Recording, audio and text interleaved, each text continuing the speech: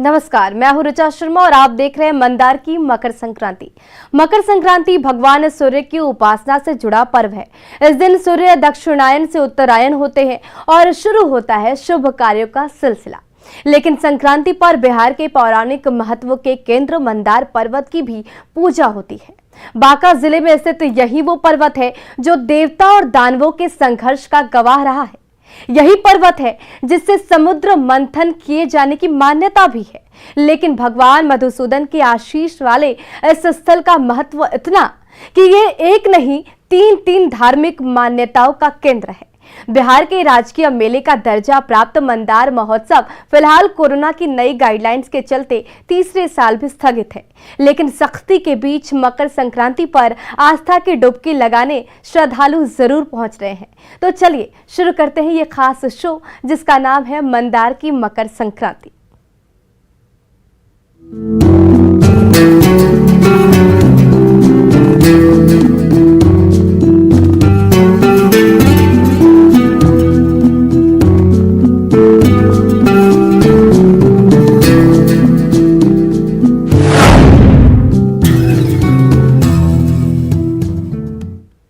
मकर संक्रांति की बात हो और मंदार पर्वत का जिक्र ना हो ये संभव नहीं है, क्योंकि इसी पर्वत से समुद्र मंथन हुआ था। पौराणिक मान्यता से जुड़ा ये पर्वत आज भी अपनी अतीत की यादों को समेटे खड़ा है। संक्रांति को लेकर क्या है इस पर्वत से जुड़ी मान्यता और क्यों बना है ये आस्था का केंद्र, जानिए हमारे इस रिपोर्ट में।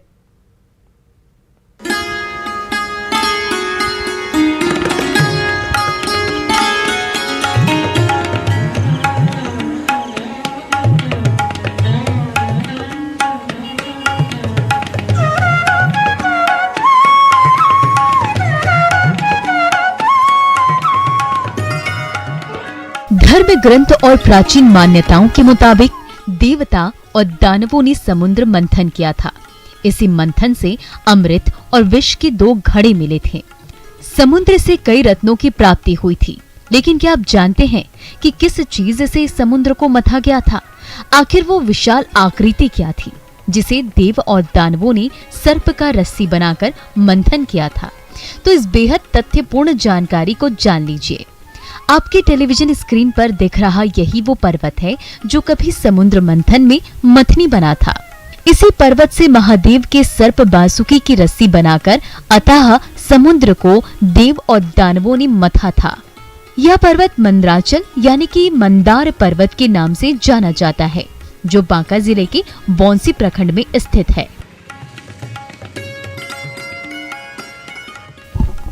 इस बेहद पौराणिक महत्व वाले पर्वत की कथा हम यूं ही आपको नहीं सुना रहे हैं।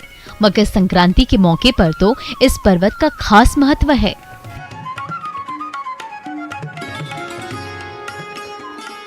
मंदार के बारे में कहा जाता है कि यही मंदार पर्वत है जिससे कि समुद्र मंथन हुआ था, जो कि समुद्र मंथन के दौरान मंदार पर्वत को मथानी के रूप में प्रयोग किया गया था, जिससे कि अमृत की प्राप्ति हुई थी। लेकिन अमृत की प्राप्ति के बाद इस अमृत को पाने के लिए देव और दानवों के बीच में काफ़ी संघर्ष हुआ था, जिसमें कि अमृत की बाजी देवों के हाथ में लगा था। बताया जाता है कि जब संघर्ष हुआ था तो भगवान विष्णु मोहिनी का रूप धारण करके सबसे पहले अमृत का पान देवों को कराए थे, जिसका कि विरोध स्वरूप दानवों ने संघर्ष किया था और कहा था कि मेरे साथ नाइंसाफी हुई है। उसके बाद भगवान विष्णु ने दानवों को मृत संजीवनी का मंत्र दिया था। हर साल मकर संक्रांति के अवसर पर बिहार, झारखंड समेत आसपास के बड़े इलाके से लोग मंदार पर्वत की तराई में एकत्रित होकर भगवान शिव, राम और विष्णु की आराधना करते हैं और मंदार पर्वत को आराध्य मानते हैं।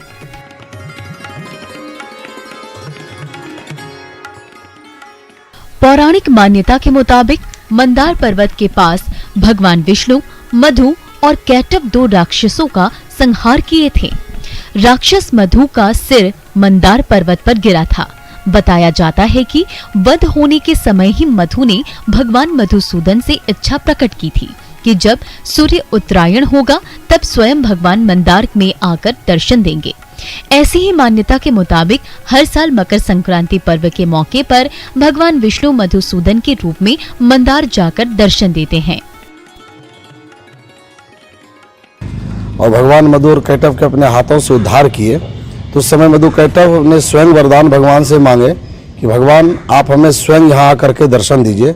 जो उसी उपलक्ष्य पर जो जिस समय उनका सर काटा गया वह सर मंदार पर्वत पर गिरा और एक का जेठौर पर्वत पर गिरा। यहाँ मधु का गिरा, वहाँ कैटव का गिरा।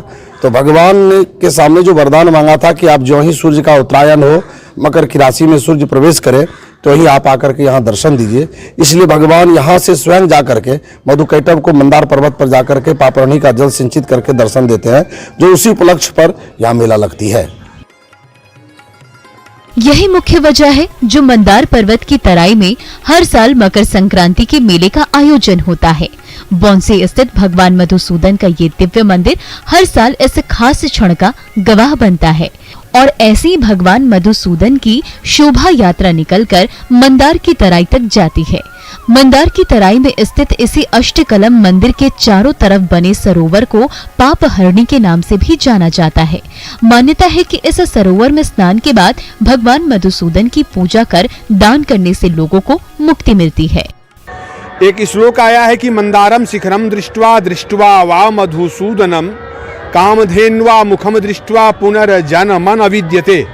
ये दर्शन जो है मंदार का दर्शन और मंदार के सन्निकट भगवान मधुसूदन किंवदंती एक वाक्य दान में कहा जाता है कि भगवान मधुसूदन जब मधु दैत्य का वध किए थे तो उसको ये वरदान मिला था कि आप हमको साल में एक बार आके दर्शन दें। इसलिए भगवान को यहाँ पे लाया जाता है और बगल में 1 किलोमीटर दूरी पे कामधेनु गाई है।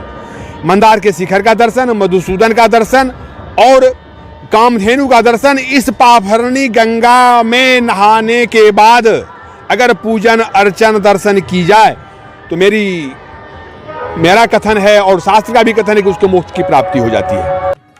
मकर संक्रांति के अवसर पर इसी पापहरणी सरोवर के पास मेला भी लगता है जो करीब 15 दिनों तक चलता है। हालांकि कोरोना के चलते लगातार तीसरी बार भी यहाँ मकर संक्रांति पर मेले का आयोजन नहीं किया जा रहा है। वैसे सबसे खास बात यह है कि हिंदुओं के लिए ये पर्व भगवान विष्णु का पवित्र आश्रय स्थल है, तो जैन धर्म को मानने वाले लोग प्रसिद्ध तीर्थकर भगवान वासु पूज्य से इसे जुड़ा मानते हैं। आदिवासियों के लिए मंदार पर्वत एक सिद्धि क्षेत्र है, जहां इस समाज के लोग हर साल 13 जनवरी की रात राम लक्ष्मण की साधना करते हैं। बौंसी में लगने वाले इस मेले को अब राजकीय मेले का दर्जा हासिल हो चुका है। अंग क्षेत्र का सुप्रसिद्ध पौराणिक और ऐतिहासिक और आध्यात्मिक स्थल मंदार है और मंदार की तलहटी में स्थित पापहरणी सरोवर के बीचों बीच स्थित अष्टकमल मंदिर के पास हैं। ऐसे मंदार के बारे में कहा जाता है कि मंदार सनातन धर्म, शफा संप्रदाय और जैन संप्रदाय का संगम स्थली है, जहां नीचे में शफा संप्रदाय के लोगों का आस्था का मंदिर है, वहीं बीच में सनातन धर्म का है और सबसे चोटी पर जैन धर्मावलंबियों का मंदिर है। पुराणों, ऐतिहासिक और धार्मिक ग्रंथों में कई बार मंदार पर्वत का नाम आया है। स्कंद पुराण में तो मंदार महात्म्य नाम से एक अलग अध्याय ही है। मंदार वैष्णव संप्रदाय का प्रमुख केंद्र माना जाता है। प्रसिद्ध वैष्णव संत चैतन्य महाप्रभु ने भी अनेक जगह मंदार पर्वत की चर्चा की है। समुद्र मंथन के बाद महाभारत के आदि पर्व के 18वें अध्याय में भी वर्णित है। महाभारत के मुताबिक भगवान विष्णु की प्रेरणा से मेरु पर्वत पर काफी विचार विमर्श के बाद देवताओं और दानवों ने समुद्र को मथा, जिसके बाद इस स्थली को मंदराचल के नाम से भी जाना गया और धीरे धीरे यहाँ हर साल मकर संक्रांति के मौके पर अद्भुत नजारा देखने को मिलता है। धार्मिक परंपराओं को अपने में समेटे ये पर्वत वाकई अनूठा है, तभी तो ये पर्वत पूजनीय भी है। न्यूज़ 18 के लिए बांका से नागेंद्र द्विवेदी की रिपोर्ट।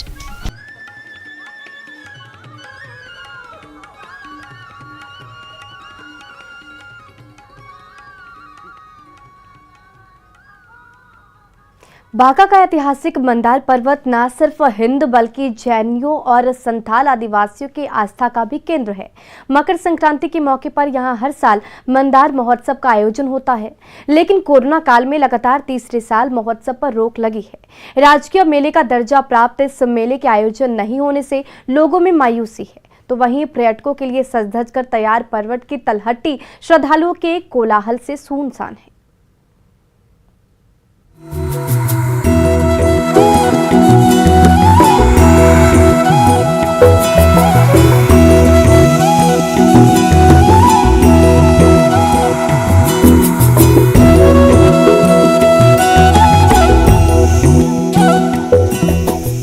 अंग क्षेत्र का पौराणिक ऐतिहासिक और आध्यात्मिक स्थल मंदार। समुद्र मंथन का प्रतीक मंदार, हिंदू मान्यता से जुड़ा बड़ा धार्मिक केंद्र मंदार। जैन धर्म को मानने वाले लोग हों जो खुद को तीर्थंकर भगवान वासुपुजी से जुड़ा मानते हैं, या फिर आदिवासी समाज हो जिनके लिए मंदार पर्वत एक सिद्धि क्षेत्र है। काले पत्थर से निर्मित करीब 700 फीट ऊंचा मंदार पर्वत अपने आप में अनेक दंत कथाओं को समेटे हुए है।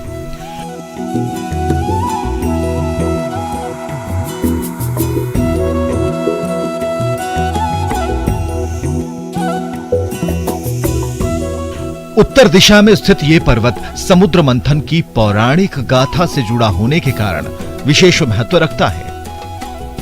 ऐसी मान्यता है कि समुद्र मंथन में नाग को रस्सी की तरह प्रयोग किया गया था, जिसका साक्ष्य पहाड़ पर अंकित लकीरों से होता है। पर्वत पर एक समुद्र मंथन को दर्शाता हुआ स्मारक भी बनाया गया है।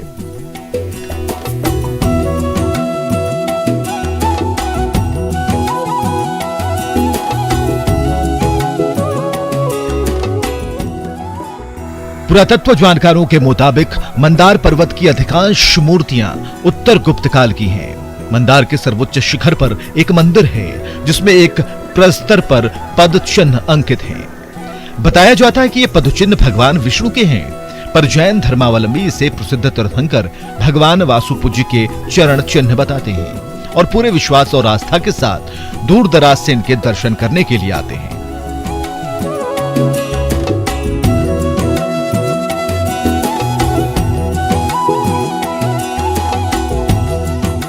एक ही पदचिन्ह को दो संप्रदाय के लोग अलग अलग रूप में मानते हैं, लेकिन विवाद कभी नहीं होता है। इस प्रकार ये दो संप्रदाय का संगम भी कहा जा सकता है। इसके अलावा पूरे पर्वत पर यत्र तत्र अनेक सुंदर मूर्तियां हैं, जिनमें शिव, सिंहवाहिनी, दुर्गा, महाकाली, नरसिंह आदि की प्रतिमाएं प्रमुख हैं।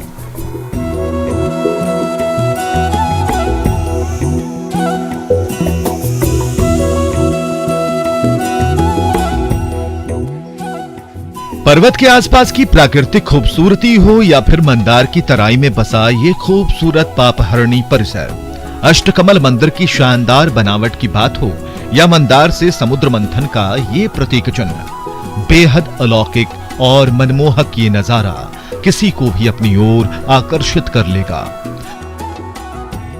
पर्वत के हजारों साल पुराने चट्टान बता रहे हैं कि ये पर्वत कितना अलौकिक है, कितना पौराणिक है। इन्हीं चट्टानों से बासुकी सांप को बांधकर देवता और दानवों ने समुद्र मंथन किया था। वो मंथन जो हमेशा हमेशा के लिए बन गया पौराणिक गवाह, जिसे आज मंदराचल का इलाका मकर संक्रांति पर्व के भव्य आयोजन के लिए जाना जाता है। मकर संक्रांति के दिन पापहरणी सरोवर में स्नान करने और मंदार के दर्शन मात्र से मोक्ष की प्राप्ति होती है।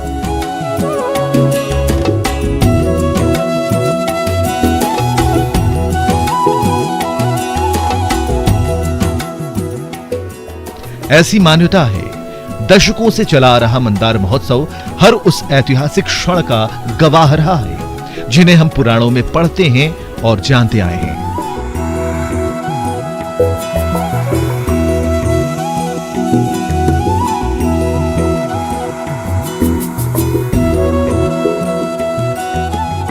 लेकिन कोरोना के कालखंड ने इस पवित्र मेले को प्रभावित कर दिया है।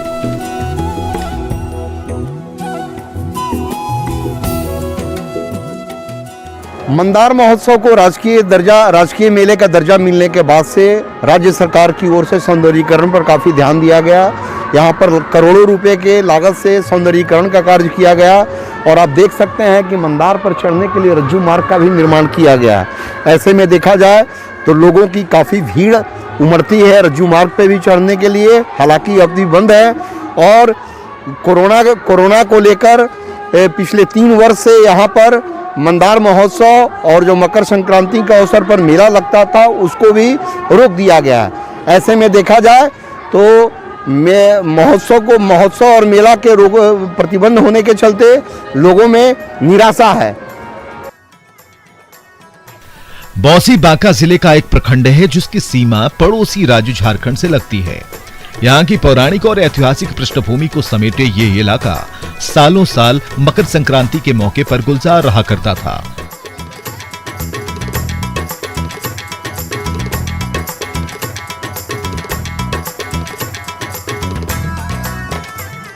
बिहार झारखंड ही नहीं, दूर दराज इलाकों से पर्यटक, श्रद्धालु और कारोबारी यहाँ के मंदार महोत्सव का दीदार करने जरूर आते थे।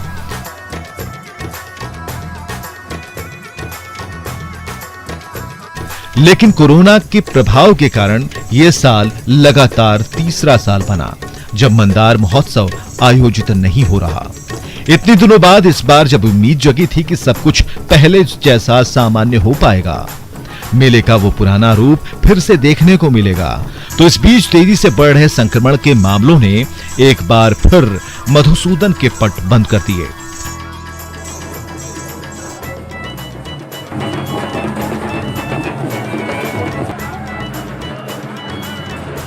पर्यटन के बनाए केंद्र ठप कर दिए। लोग कितने मायूस हैं, इनकी पीड़ा भी सुन लीजिए। कल भी बोलता है बंद है, पूरा मंदिर सब पूरा बंद है। अभी कहे मेला नहीं लग रहा है, बोल रहा है कोरोना की वजह से लॉकडाउन लगा हुआ है, इसके लिए पूरा मंदिर सबका तो पूरा गेट ही बंद है। अच्छा, तब फिर भी हम लोग आस्था के लिए से थोड़ा और पूजा वूजा करके जा रहे हैं। आस्था बरकरार है। आस्था बरकरार है।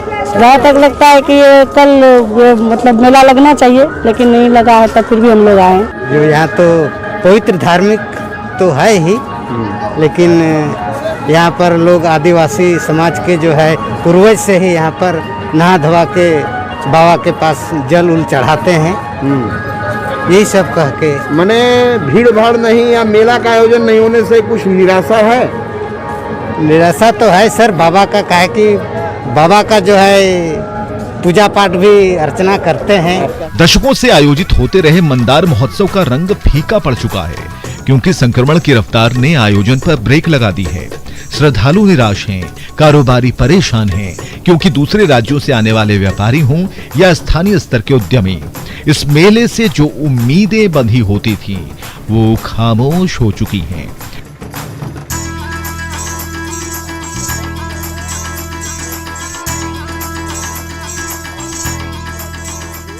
क्योंकि कारोबार का सिलसिला मंदार महोत्सव में रुक सा गया है। वैसे ये हाल तब है जब इस महोत्सव को बिहार सरकार ने राजकीय मेले का दर्जा दे रखा है। पर्यटन को बढ़ावा देने की भरपूर कोशिश की गई है, लेकिन कोई चाहकर भी कुछ नहीं कर पा रहा, क्योंकि समय कोरोना का है, महोत्सव और उत्साह का नहीं। कोरोना की वजह से यहाँ पर मंदार महोत्सव लगातार कैंसिल कर दिया जा रहा है। इससे स्थानीय लोगों के साथ साथ जो बाहर से आने वाले सैलानी और जो पर्यटकों के साथ साथ यहाँ पर रोजगार की असीम संभावना होती है। पूर्व में जहाँ पे जिला प्रशासन की ओर से लगातार यहाँ पर बाहरी वस्तुओं को बढ़ावा देकर बिक्री के लिए दूर दूर से लोग आते थे, वो उनका आना बंद हो गया। जैसे कश्मीर से यहाँ पर बहुत ही अच्छा व्यापार होता था मंदार महोत्सव के दौरान, पूर्व में भी यहाँ पे होता था, और पिछले 3 वर्षों से कोरोना की वजह से यहाँ पर इतनी मार पड़ी है कि स्थानीय लोगों में तो रोष है ही, क्योंकि स्थानीय रोजगार भी प्रभावित हो रही है और बाहर से आने वाले भी रोजगार प्रभावित हो रहे हैं। जैसा कि मुझे याद है, जब मैं राजस्व भूमि सुधार मंत्री था, उस समय मैंने इस मेले को राजकीय मेले का दर्जा दिया। पर्यटन विभाग की ओर से काफी इस मेले का विकास भी किया गया, लेकिन इस कोरोना वायरस बीमारी के होने के कारण विगत 2-3 सालों से मेला भी बंद पड़ा है। मंदार महोत्सव में बिहार सरकार के पर्यटन विभाग की ओर से जैसी भव्य तैयारियां की गईं, इंतजाम किए गए, वो आज खामोश पड़े हैं।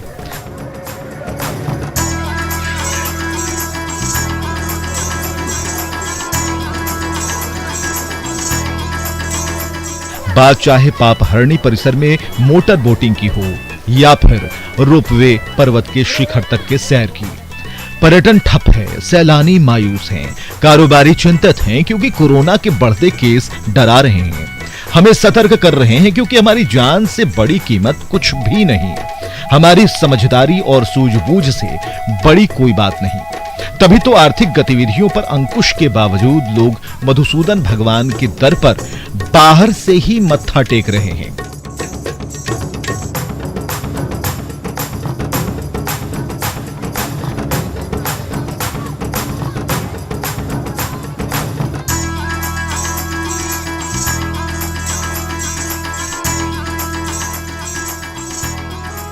और कामना कर रहे हैं कि जल्द सब कुछ ठीक हो जाए, जल्द सब कुछ सामान्य हो जाए और एक बार फिर से मंदार महोत्सव अपने पुराने रंग में रंगा नजर आए।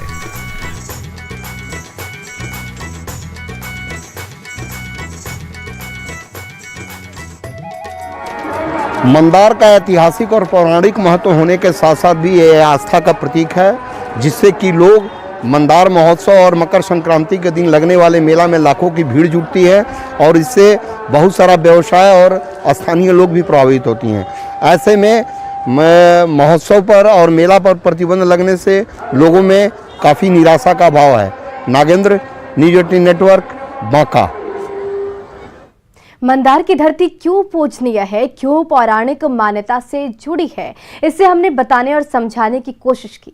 मकर संक्रांति पर आप भी अपने धरोहर से जुड़े रहिए और सुरक्षा के साथ, मुस्तैदी के साथ आस्था की महाडुबकी जरूर लगाइए। इस खास पेशकश में फिलहाल के लिए इतना ही। नमस्कार।